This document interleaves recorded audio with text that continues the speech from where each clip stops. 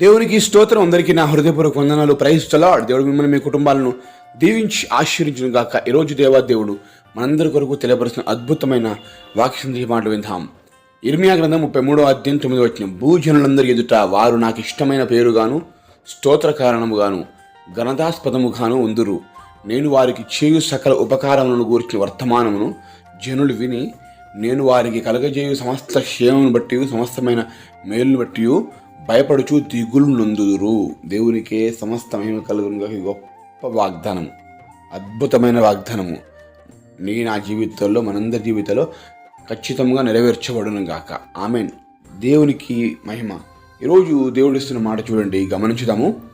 దేవుడు చెప్తున్నాను ఏంటంటే, జనులందరూ భయపడే విధంగా నేను నిన్ను దీవించబోతున్నాను. జనులు విభ్రాంతి నొందే విధంగా, అంటే వీరు కూడా ఆశీర్వించబడతారా, లేకపోతే ఇలా కూడా ఆశీర్వించబడతారు? ఇంత గొప్పగా ఎలా ఆశీర్వించబడతారు? ఇంత గొప్పగా మీరు ఎలా పొందుకుంటారు? అసలు వీళ్ళ వల్ల కాదు కదా, ఎలా ఇది సాధ్యమైంది అని వాళ్ళు ముక్కు మీద వేలేసుకునే విధంగా, వాళ్ళ కళ్ళతో ఆశ్చర్యపడి చూసే విధంగా దేవుడు నిన్ను దీవించును గాక. ఇది ఈ వాగ్దాన యొక్క వర్తమాన యొక్క ఉద్దేశం. మనం జాగ్రత్తగా గమనించినట్లయితే దేవుడు చెప్తున్నాడు అంటే, భూజనులందరికీ ఎదుట. ఎవరి ఎదుట? అందరి ఎదుట.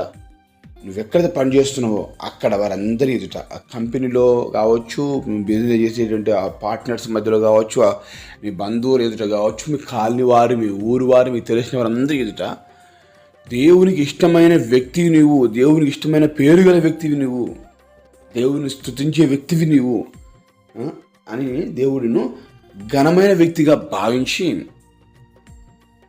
సకల ఉపకారములను గురించిన వర్తమానం జనులు నీ పట్ల దేవుడు ఎన్ని ఉపకారాలు అంటే ఒకటి రెండు కాదు, సకల ఉపకారం చేస్తున్నాను అని దేవుడు చేస్తున్నానని జనులు వినేలాగా దేవుడు చేయబోతున్నాడు. ఎవరు ఎదుట?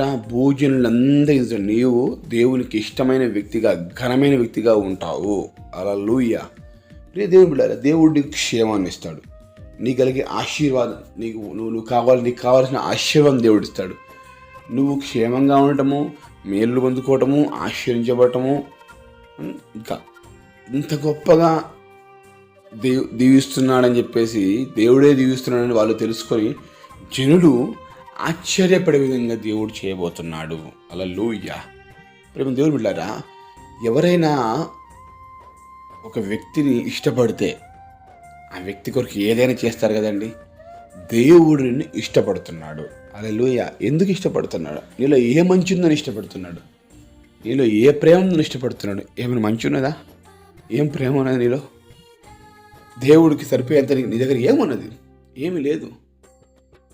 నాకు ఇష్టమైన పేరు గల వ్యక్తివి నువ్వు, స్తోత్ర కారణముగాను ఘనతాస్పదముగాను ఉందురు. నేను వారికి చేయు సకల ఉపకారాలను గురించిన వర్తమానం జనులు విని. అబ్బా, ఎంత గొప్పనండి. దేవుడు మనకు చేసేటువంటి సకల ఉపకారములు, ఆయన చేసే ఉపకారాలు, మేలు, ఆశీర్వాదాలు, ఆరోగ్యాలు, ఐశ్వర్యములు ఇచ్చేదాన్ని బట్టి జనులు దాన్ని వినట. ఆ వర్తమానాన్ని గురించి జనులు విని నేను వారికి కలగజేయు ఇంకా సమక్ష క్షేమాన్ని బట్టి, సమస్తమైన మేలును బట్టి, ఇక్కడ చేసి ఒక మాట కాండి, సకల ఉపకారములు, నాకు ఇష్టమైన వ్యక్తివి నీవు, నేను ఘనమైన వ్యక్తిగా భావిస్తున్నాను, నన్ను సూచిస్తున్నావు అని చెప్పేసి నీకు నేను సకల ఉపకారం చేస్తాను, సమస్త క్షేమము నీకు ఇస్తాను, సమస్త మేలు మీకు ఇస్తాను. దాన్ని బట్టి జనులు విని వారు భయపడి దిగులు పడే విధంగా నిన్ను చేస్తాను. హల్లెలూయా. ఇప్పటిదాకా నిన్ను చూసి అందరూ వీడొక వ్యక్తినా, ఈమె పరిస్థితి ఏంటి అని చెప్పేసి నీ గురించి అసహించుకునే పరిస్థితి కావచ్చు, అందరు అవమానపరిచే పరిస్థితి కావచ్చు. దేవునికి ఇష్టమైన వ్యక్తిగా నీ ఉన్నావు అని దేవుడిని తెలియపరుస్తాడు. ఎవరు నిన్ను పట్టించుకుంటే అవసరం లేదు, పట్టించుకోకపోయినా అవసరం లేదు. ఎవరు నిన్ను ఇష్టపడిన అవసరం లేదు, ఎవరు ఇష్టపడకపోయినా దేవుడిని ఇష్టపడతాడు కదా. దేవుడిని నేను పక్కన పెట్టాడు కదా. ఇక దేవుడిని భూజనులు అందరి ఎదుట నీవు నాకు ఇష్టమైన వ్యక్తి అంటున్నాడు, అందరి ఎదుట. దేవుని ఉద్దేశం ఏంటంటే, ప్రియ సహోదరుడా, ఈ మాట జాగ్రత్తగా వినండి. ఉదాహరణ, 100 మందిలో నువ్వు ఉన్నావు అనుకో. 100 మంది సభ్యులలో ఒకటి వ్యక్తిగా, 100 మందిలో నువ్వు ఒక్కడిగా ఉండాలని కాదని 100 మందికి ఒక వ్యక్తిగా నిలబడాలని దేవుని ఉద్దేశం. అర్థమైందా? నీ చుట్టూ ఎంతమంది ఉన్నా కానీ అందరిలో ఒకరిని నేను అనే కాదు దేవుడి ఉద్దేశం. అంతమందికి ఒక వ్యక్తిగా నాయకునిగా నిలబెట్టడమే దేవుని ఉద్దేశం. ఆ దేవుడు నేను ఇష్టపడుతున్నాడు అలా చేయాలని. మీ బంధువులందరూ ఉన్నారు కదా, అందరిలాగే నేనున్నాను, అందరిలాగా కాదు, అందరికంటే గొప్పగా ఉంటే అందరూ నిన్ను చూసి వీరి దేవుడు ఇంత గొప్పగా ఆశించాడనే విధంగా దేవుడు వారు తెలుసుకునే విధంగా దేవుడు చేయబోతున్నాడు. అది దేవుని ఉద్దేశం, దేవుని సంకల్పం, దేవుని ఆలోచన. కనుక ఇంత గొప్ప ధైర్యపరిచే వాగ్దానం ఇస్తుంటుండగా ఎందుకు భయపడతావు, దిగులుతూ ఉంటావు, చింతపడుతూ ఉంటావు. ఈరోజు నాకు అది లేదు, నాకు ఇది లేదు. నిజమే అండి, లేదు. కానీ దేవునికి ఇష్టమైన వ్యక్తి కదా, ఎంతకంటే ఇంకేం కావాలి? దేవునికి ఇష్టమైన వ్యక్తి ఈరోజు కాకపోతే రేపిస్తాడు, అంతే నమ్మకం. నాకు పొందుకుని మేలుల గురించి దేవుడు వాగ్దానం చెప్తున్న సమస్తమైన మేలులు, సమస్తమైన క్షేమము, సకల విధులను ఉపకారములు నీకు చేస్తాను. దాన్ని బట్టి ఇతరులు భయపడే విధంగా ఉంటారు నిన్ను చూసి. హల్లెలూయా. చూడండి ప్రియమైన బిడ్డలారా, ఈ మాట ఎంత గొప్పది.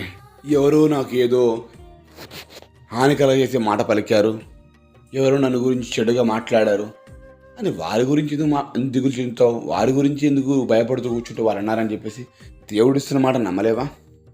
దేవుడు అద్భుతమైన మాట ఇస్తున్న భూజనులు అందరి ఎదురు నేను నీకు ఇష్టమైన వ్యక్తిగా, ఘనమైన వ్యక్తిగా మార్చుకుంటున్నాను. సకల ఉపకారములు, సమస్తమైన క్షేమము, మేలులు, ఆశీర్వాదాలు నీకు ఇస్తాను అని ఇంత గొప్పగా ధైర్యపరిచే మాట దేవుడు తెలియపరుస్తున్నప్పుడు ఇక ధైర్యంతో ముందు సాగం. ప్రస్తుత పరిస్థితిని చూడకు. ప్రస్తుత పరిస్థితి ఆందోళనకరంగానే ఉంటుంది, దుఃఖకరంగానే ఉంటుంది, బాధపడే విధంగానే ఉంటుంది. ఆర్థికపరమైన ఒత్తిళ్లతో ఉండొచ్చు, అనారోగ్యపరమైన ఒత్తిడితో ఉండొచ్చు, పరిస్థితి వ్యతిరేకంగానే ఉన్నది. కానీ ఈ వ్యతిరేక సమయాలలో అందరు నిన్ను గురించి చెడుగా మాట్లాడుతున్నా కానీ ఒక్క వ్యక్తి మాత్రమే నీ గురించి చక్కటి మాట తెలియపరుస్తున్నాడు. ఆయనే నజరేయుడైన యేసుక్రీస్తు ప్రభువు. ఈ వాగ్దానాన్ని ఈ ఉదయకావ్యంలో నీకు వినిపింపజేస్తుంది కూడా ఆయనే. ఈ వాగ్దానం నమ్ము, ధైర్యంగా ఉండు. తప్పకుండా దేవుడు నిన్ను ఘనముగా దీవించి ఇతరులు ఆశ్చర్యపడే విధంగా నిన్ను లేపునుగాక. ఆమెన్. ప్రార్థిస్తున్నావు. ప్రార్థన. మహాగణుడ పరిశుద్ధుడ ప్రేమ గల తండ్రి, వందన అద్భుతమైన వాగ్దానం మాకు ఇచ్చావు. ఈరోజు అందరి ఎదుట ఇష్టమైన వ్యక్తిగా, ఘనమైన వ్యక్తిగా చేసుకున్నావు ప్రభువా. సకల విధమైన ఉపకారములు, సమస్తమైన క్షేమము, మేలులు, ఆశీర్వాదాలు మాకు ఇస్తా అంటున్నావు. నిజమే తండ్రి. మనుషులందరూ మా గురించి చెడుగా మాట్లాడుకుంటున్నా కానీ మమ్మల్ని ఇష్టపడి మమ్మల్ని అనేక విధాలైన ఆశీర్వాదాలు, మేలులు ఇచ్చే దేవుడిని స్తుతిస్తున్నాను. కనపరిచే గొప్ప వాగ్దానము మా సొంతం చేయమని యేసు నామములో కృతజ్ఞతలతో అడిగి వేడుకొని పొందుకొనిచున్నాము మా ప్రియ పరలోకమున్న తండ్రి. ఆమేన్.